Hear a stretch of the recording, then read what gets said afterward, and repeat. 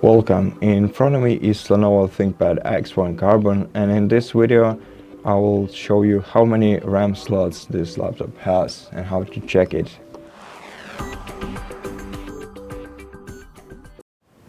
So to check the microphone slots amount, right click on the taskbar and open Task Manager, then go into Performance section right here, go to Memory, and right here you'll find the slots used information and the form factor information. And the main thing that I want to tell you about is that the form factor of this laptop is row of chips, which means that all the RAM memory in your laptop is integrated and it's irreplaceable. If you're looking for a laptop with the replaceable RAM sticks, you should search for something with SODIMM form factor.